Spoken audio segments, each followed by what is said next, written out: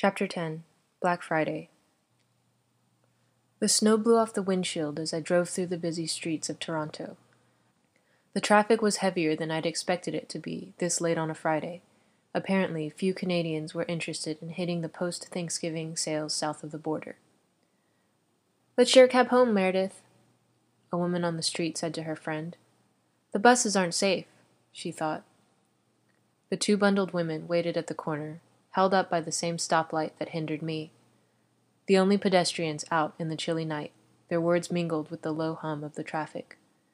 "Sounds good," Meredith said, her eyes trailing over my car. "Too bad he's not going my way. Check out that one." They both moved toward the curb so they could peek in through the untinted windshield at me. I turned my face toward the opposite corner, willing the light to change. Trapped in the line of waiting cars, I couldn't escape their gaze. "Look at that profile," Meredith thought, wishing she could touch my face. Other fingers had traced my features, and my cheek burned at the memory. "Don't move," Bella whispered, the quiet beat of her pulse accompanying her words. The other woman on the curb spoke, interrupting the dangerous memory. "He's a little young, but holy smokes! Now that's a present we could all use." Her simplistic mind shifted gears. "Darn, I still need to figure out gifts for the other directors, Jana, Barb, Sherry, and Camille." Meredith didn't acknowledge the comment at first. "Turn this way, Tiger, let me see those peepers." "We could head to Buffalo and hit the Galleria. They might have something," she said, as the signal finally changed. "If only we could find something that nice, here in town." She leaned over to check out my temporary license tags. "American, of course," she thought wistfully. I gave in and glared at the women as I pulled away, and was rewarded with their gasps. "So sad," one thought. "Such dark eyes. Pure loneliness," the other added. Pity? These women took one look at me and felt pity? They had no idea. They were like children who thought the bears at the zoo were cute, not knowing that the vicious animals could run down, dismember, and consume a person in a matter of minutes. It would only take me seconds to dispatch the women, far less time than the traffic light had afforded me. My constant reminder chimed in. "You're always crabbier when your eyes are black," Bella said nonchalantly. As I parked, I realized that my appearance must have darkened even more. The women had felt no fear, had seen only the loss that I suffered. Piece by piece, I was fading away. Without Bella, I was nothing, and apparently I now looked the part. She argued, of course. "I did mention you looked very nice," she said, following up with a sleepy, "So beautiful." I shook my head, denying her claim as I exited the car. I took a deep breath, sampling the cold night air, then leapt to the top of the closest building. Crossing the rooftops to the north, I tried futilely to bury my pain, lock it away, leaving only fury and determination behind.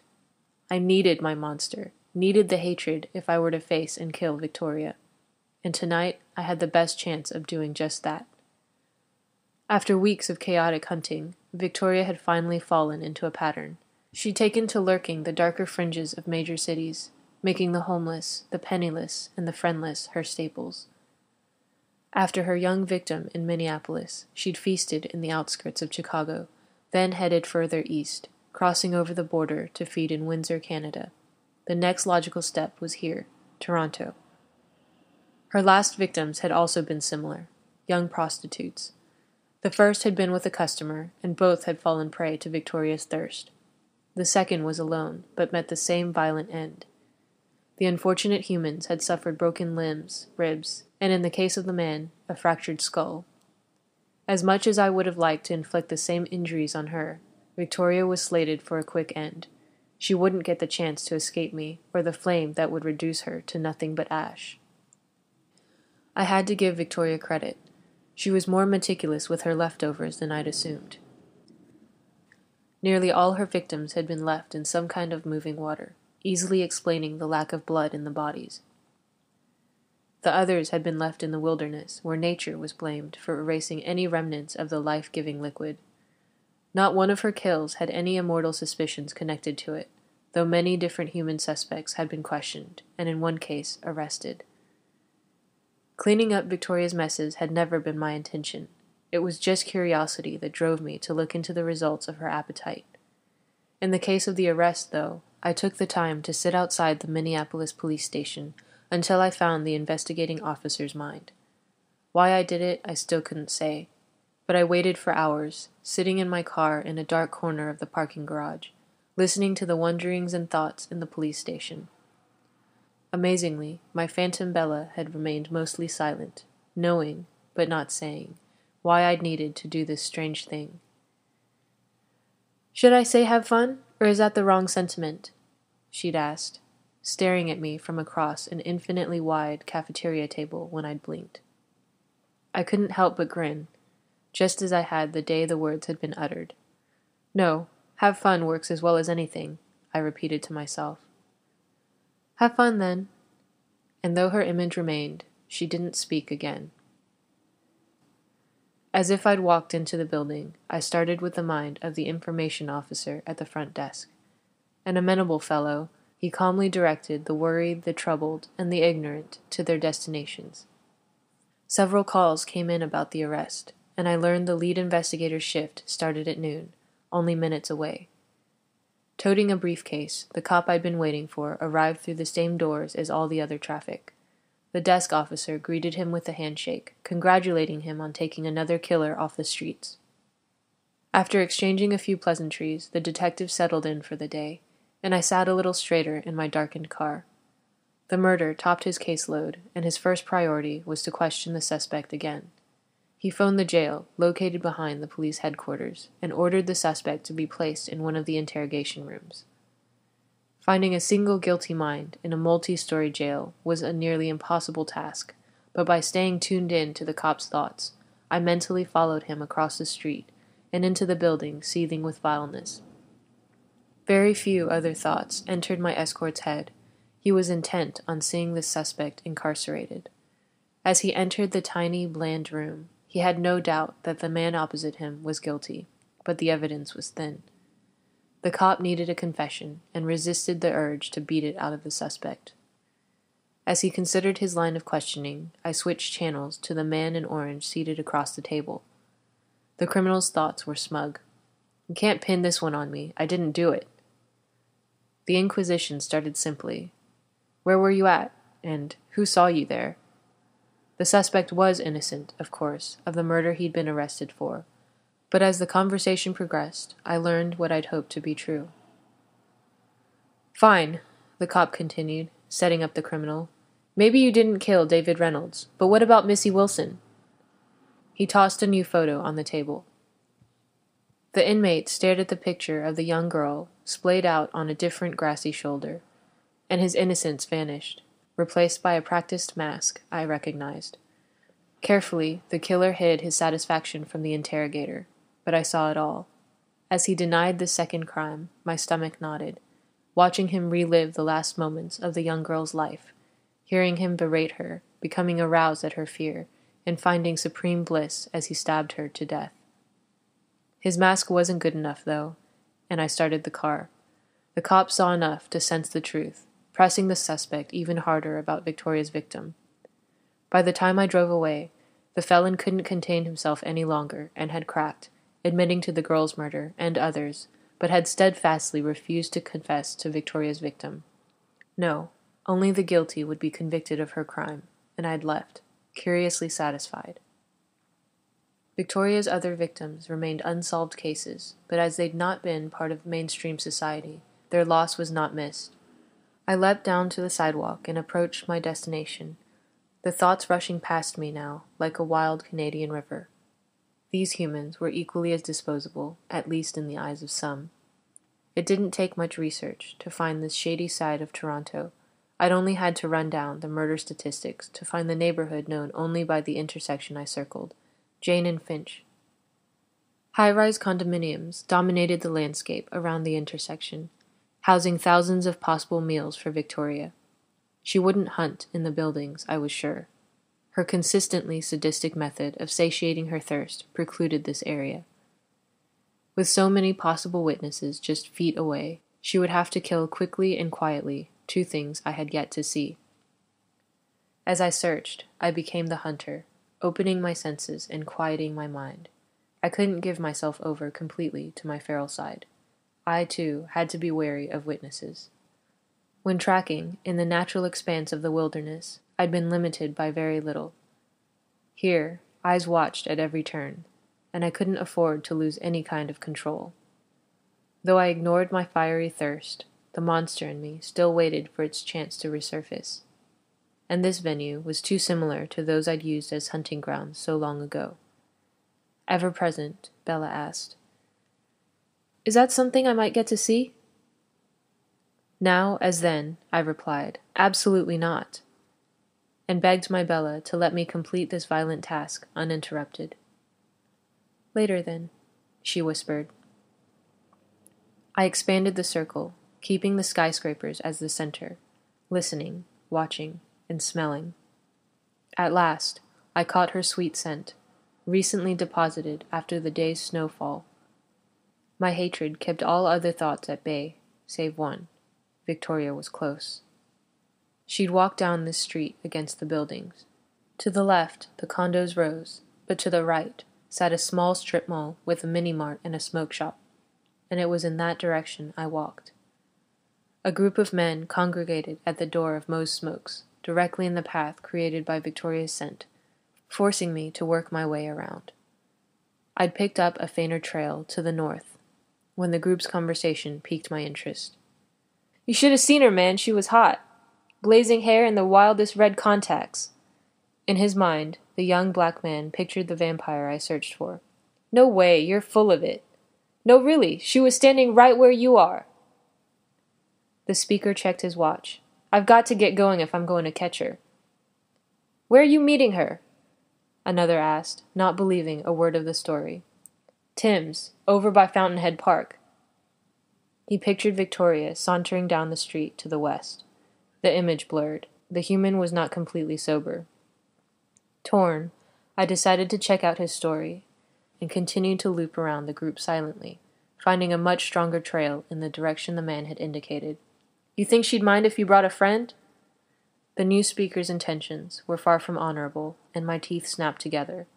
He was an experienced sex offender, and I considered letting Victoria have him before I closed in on her. "Nah, Daryl, come on. It'll be a blast." He compared his physical attributes to the criminal's, and decided he would be more to Victoria's liking in any case. The two men split from the group and headed toward me. Sinking into the shadows, I stood undetected as the men passed me. I cast a wide net with my mind, picking through the mental voices I heard, searching for the high pitch of Victoria, but finding nothing remotely close. The exercise took longer than I planned.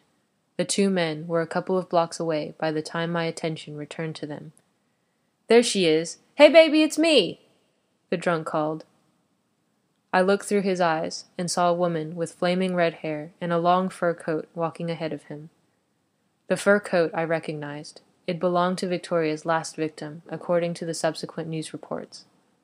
There was something off about her hair, though. The color was a shade darker than what I remembered, and curlier, and I still didn't hear Victoria's thoughts. I caught up with the men just as the woman's thoughts rose out of the mental clamor. "What does he want?" She turned, revealing her dark chocolate skin, and I knew I'd been tricked. "Who are you?" the tipsy human asked, quickly sizing up the woman. Daryl, the predator, didn't care who she was. "Nice coat." He imagined taking her on the fur, holding her down while she struggled in his grasp. "Thanks, it was a gift." The woman, a hooker, smirked, remembering how she'd seen Victoria drop it at the corner of the building a block away, then disappear. This was a setup, a false trail. But why? Did Victoria know I'd caught up to her, or was she trying to throw off the human authorities? The other scent, barely detectable, that had to be her true path. She must be running, having left the red herring. The scream interrupted my musings. "Get her back there," the sober man said, his excitement barely contained. "Scream again, baby," he thought. "Here, take my purse," she begged, dropping it. Her mind filled with wordless fear, seeing the flash of a knife in Daryl's hand. She didn't have time to scream again before the two men pushed her behind a nearby building. I stayed where I was, telling myself I was only planning my next course. My attention stayed on the trio, though. Once out of sight of the street, the drunk lost interest in the prostitute and picked up her handbag instead. He slouched down next to a dumpster, content to go through its contents, while his companion toyed with the woman, delighting in her terror. "I'm a sucker for redheads," Daryl whispered in her ear. "I shouldn't get involved. This is a human crime." A phone booth across the street caught my eye. One quick call to 911 would send the mortal help the woman needed. Another scream echoed in the quiet darkness. What if she's someone else's Bella? My past chided.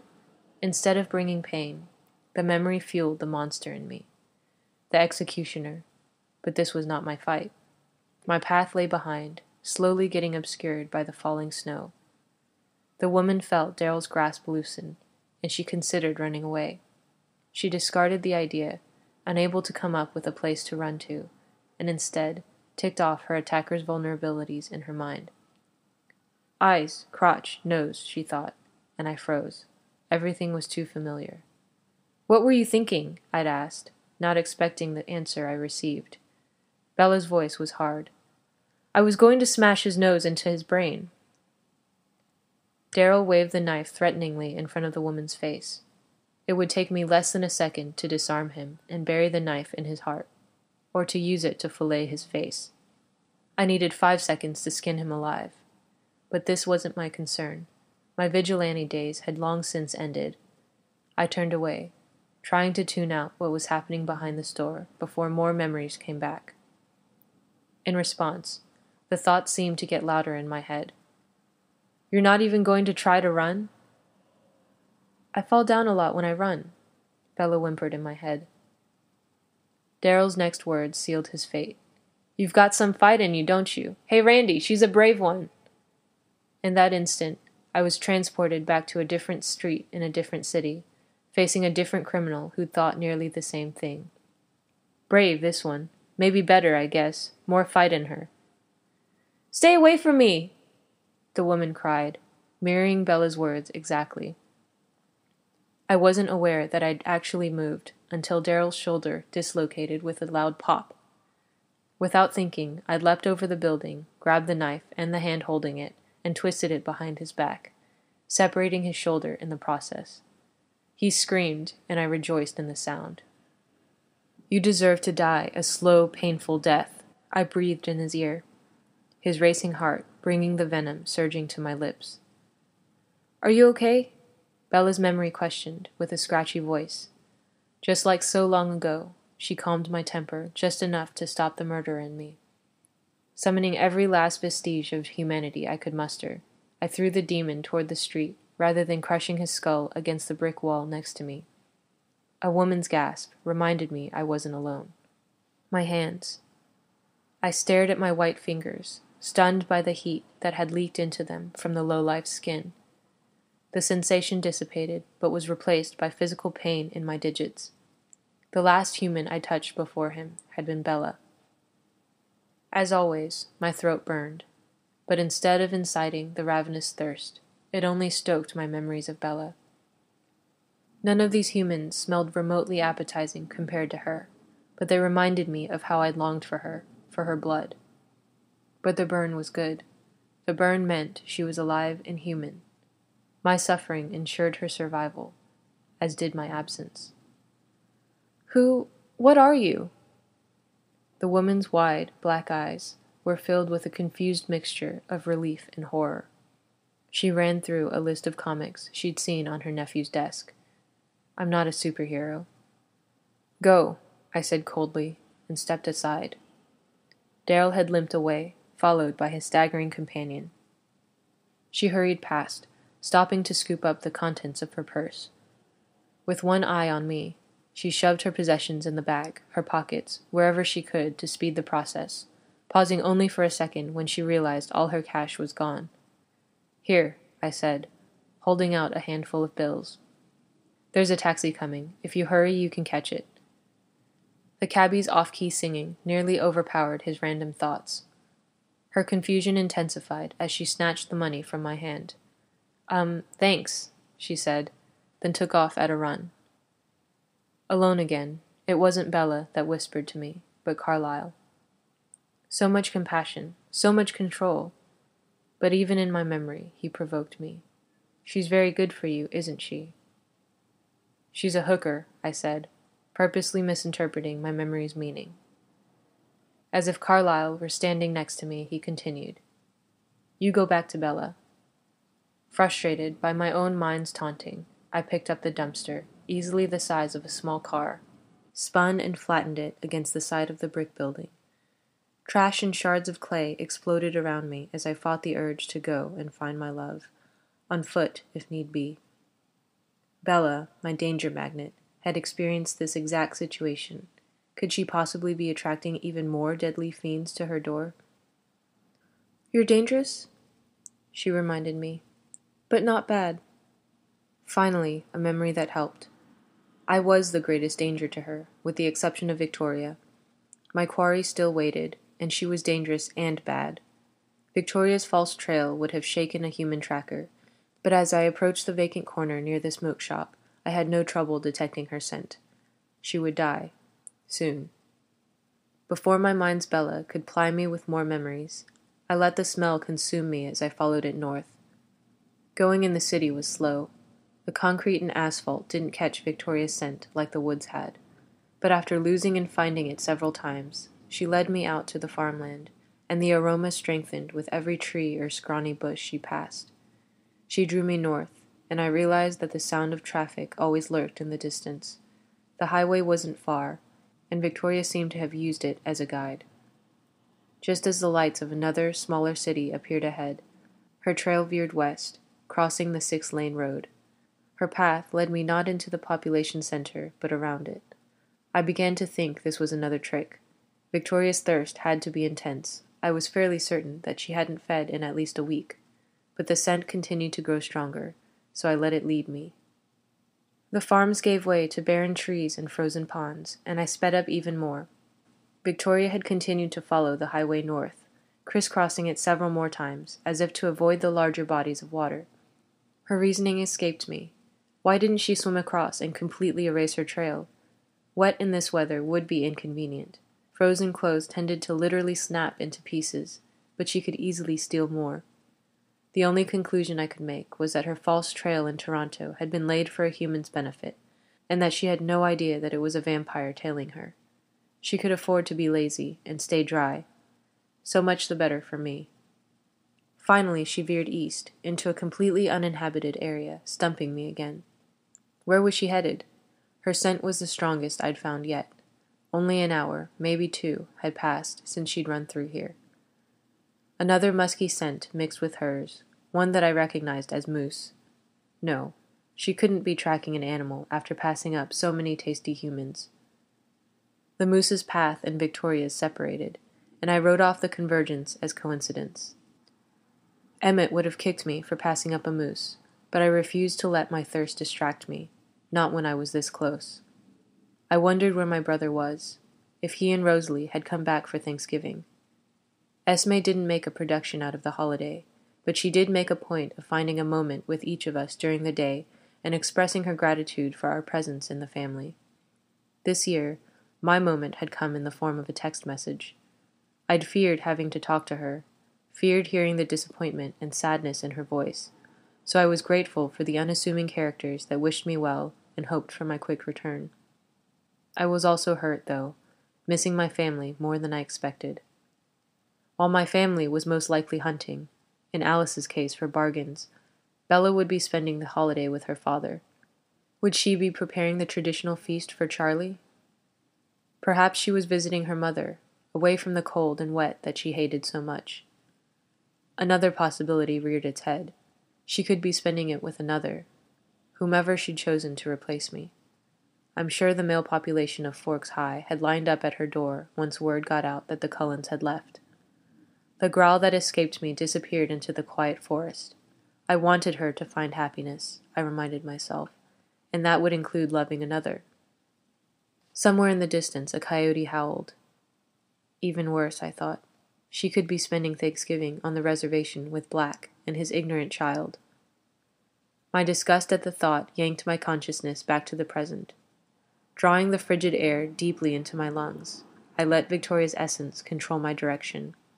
The icy breeze brought the aroma of freshly spilled human blood to my nostrils, and I recoiled. My throat turned to cinders. In that single breath, I'd tasted 3 different humans in the wind, one stronger than the others. None could compare to the draw of Bella's blood, but the flavor brought back faint echoes of the amazing bliss I'd felt when her perfect serum had crossed my lips. "Thank you, Edward," she'd said, after I'd nearly killed her. The recollection turned my pleasure to revulsion. Light announced the location of the bodies.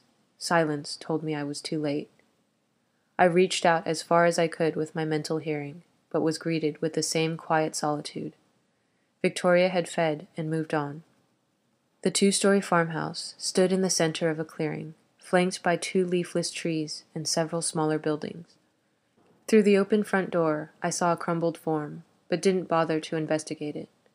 The obvious absence of life meant that I was free to continue my search. There was no one left to save here. I rounded the edge of the clearing, seeking Victoria's exit point. The only fragrant traces were those I'd followed to this remote home, but she may have found another means of escape. The open garage door was the most apparent clue, and I noted the quickly fading bare footprints leading from the house to the carport. Damn it, I'd missed her by minutes. The vacant garage confirmed my supposition. Victoria had stolen a vehicle. Was this the motivation for the long trek to this isolated spot, to acquire a means of transportation that wouldn't be immediately missed? The snowfall increased, obliterating the minuscule chance I had of tracking the car, so I turned my attention back to the house. Viewing the aftermath of Victoria's meal wasn't high on my list, but if I could find out the make and model of the car, I might be able to employ the help of the human police without their knowledge. Should she cross the border, their computerized identification software would catch her, and with a little hacking, be adjusted to notify me. I climbed the few steps up to the porch and slipped inside the house. The first body lay just inside, thrown into the pile of snow clothes stacked next to the door. The man's eyes stared vacantly up at the ceiling, his face battered but intact.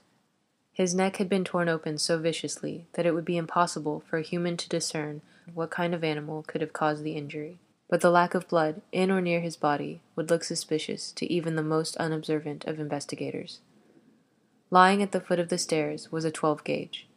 Victoria must have lured the pajama-clad husband downstairs before taking his life. He didn't seem to have suffered as much as some of her past victims. She must have been too thirsty to play with him too long. I doubted she extended the same courtesy to her second victim. The smell of blood wafted down from upstairs, accompanied by a floral scent, but I ignored it, choosing to search the downstairs first. If I found what I needed, I wouldn't go any farther into the house. In minutes, I'd picked through all the drawers and cabinets, but found nothing resembling records that might contain a description or possibly even plate numbers of the missing car. The only clue I found was a photo of a shiny new truck on the fridge, with a young, dark-haired teenage girl behind the wheel. Perhaps this was what Victoria was driving. With a quick breath, I climbed the stairs. The smell of blood was troubling, not just because of the ravenous thirst it incited in me, but because of the strength of the smell. Victoria usually drained her victims dry, leaving nary a drop behind, but only a quantity approaching a pint could produce a scent this strong. I cringed, imagining the kind of damage Victoria would have inflicted on a person to cause such waste. I crested the stairs and could see the woman who had to be the man's wife, lying on the floor of her bedroom at the end of the hall. From my vantage point, she didn't seem to have suffered much either. Her arms and legs appeared undamaged. If I hadn't smelled Victoria's distinctive fragrance as I stood there, I would have sworn that a different vampire had committed these murders. Behind the body sat a desk, and my hopes of finding the information I desired grew. A dripping sound came from behind a closed door as I headed to the master bedroom, and with only the slightest sniff, I knew the mass of blood resided inside the closed room. The floral scent also emanated from the tomb, drifting on the tang of burning wax.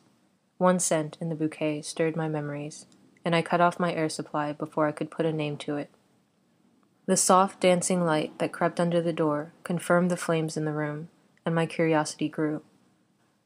The smell, the dark hair from the photo below, sent the pit in my chest quaking, trying to suck me into the past. The memory I forced on myself was one of red eyes under an untidy mass of strawberry hair, and the ache transmuted to hate. All my weakness, my selfishness, my self-loathing were stored in the rift, ready to be poured out on the abomination that was Victoria. My plan for violence and revenge chilled me, and I passed the room by, refocused on my search.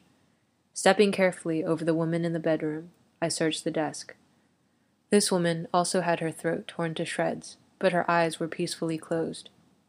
Victoria must have been starving to have dispatched 2 humans without so much as breaking a finger. Unable to muster any enthusiasm for inflicting similar damage on the vampire, I flipped through the files and papers. Among the phone bills and tax receipts, I found the insurance form that gave me all the information I needed on the new, blue Chevy Silverado, including the license plates. When I got back to Toronto, the first order of business would be checking out how secure the Border Patrol servers were. With all the documents returned to their files, I started back down the hall. The dripping had slowed to 1 drop every 8 seconds, and I paused at the door. There was no reason for me to view Victoria's last victim. I'd found everything I'd needed. The light thrown by the flame hadn't increased, though, and I wondered. Had her plan to cover her tracks failed somehow?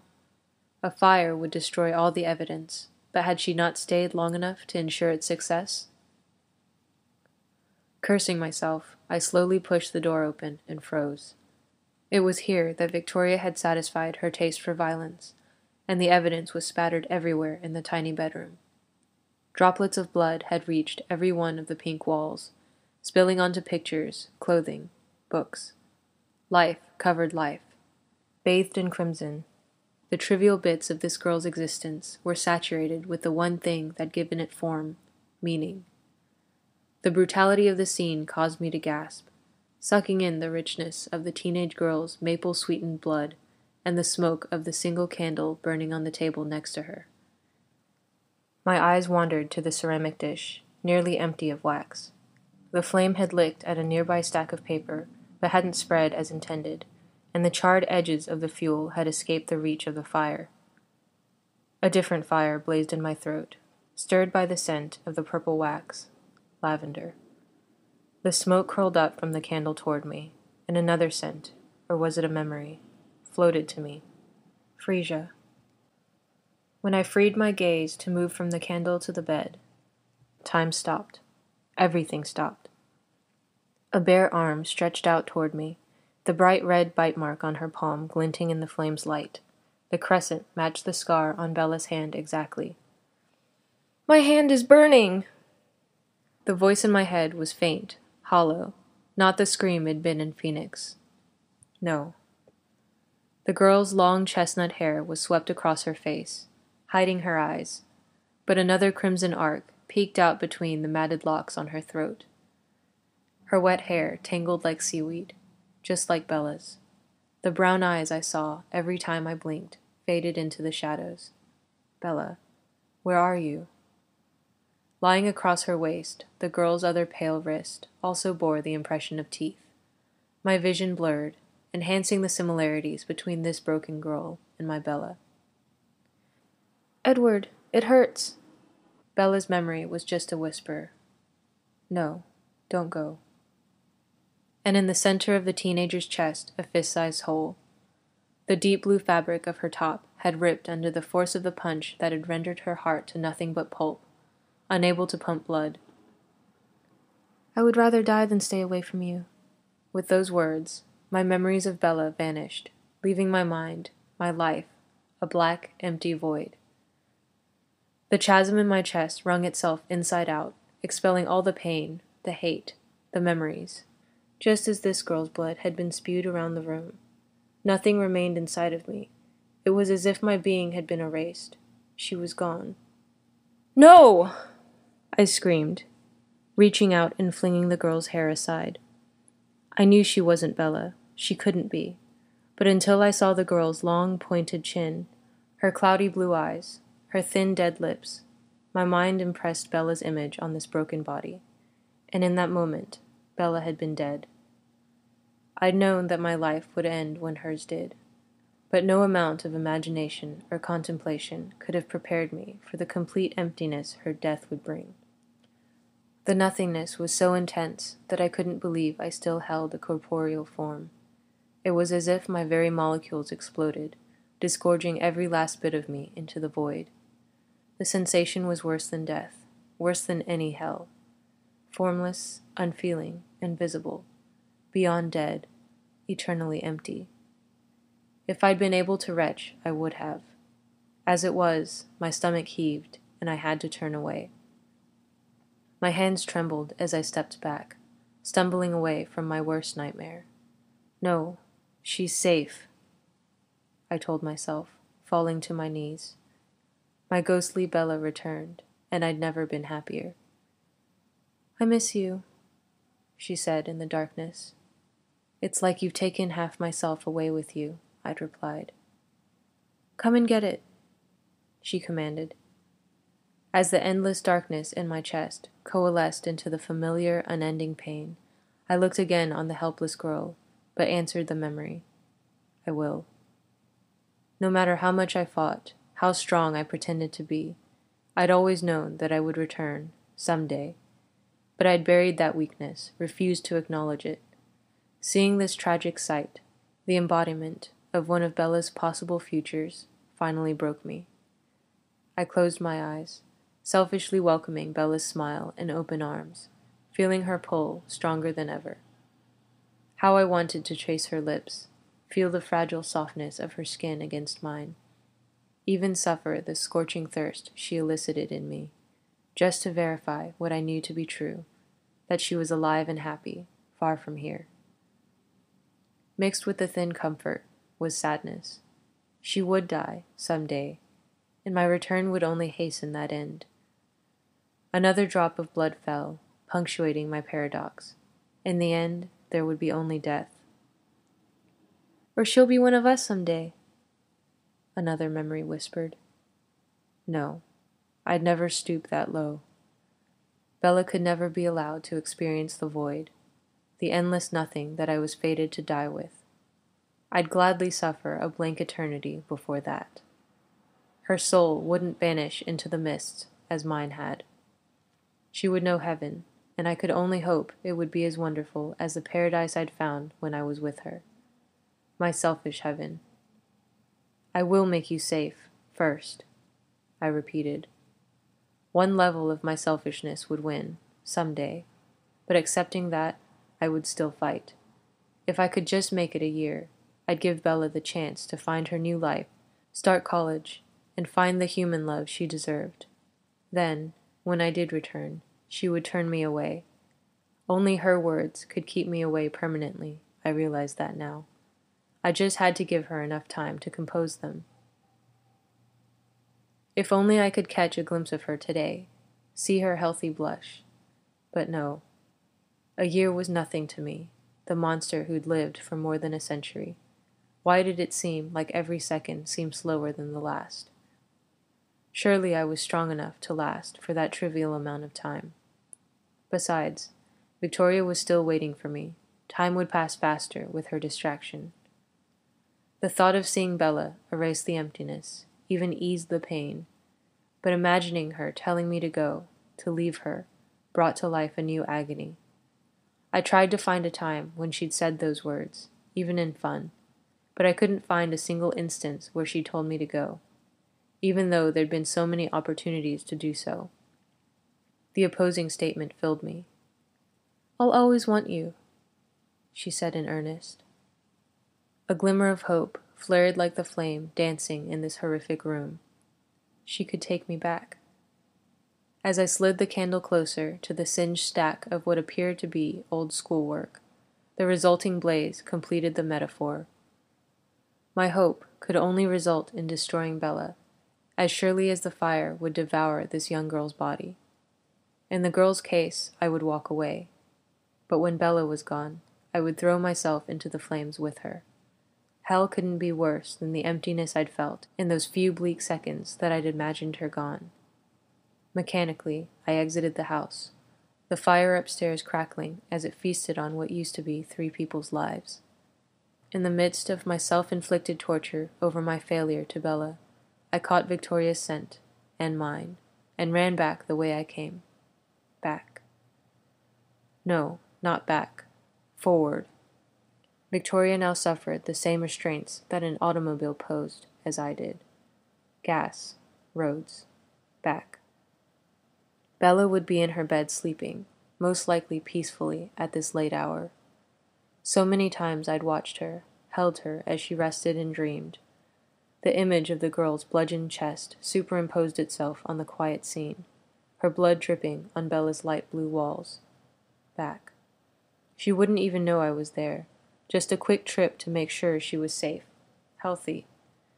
The idea of returning to that dreary, wet corner of the world shrank the fissure that permanently split my chest open.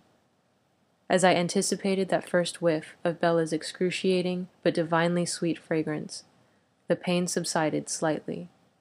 One quick leap up to her lace-covered window, a peek, a breath, and then,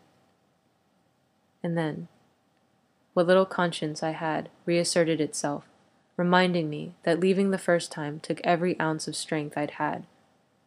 The only conclusion to such a self-indulgent plan would be my continued presence in her life, and then I wouldn't be able to leave her ever again. Caught between fantasizing about Bella and agonizing over my unending failings, I didn't realize I'd left my intended path behind until I reached the edge of the cliff.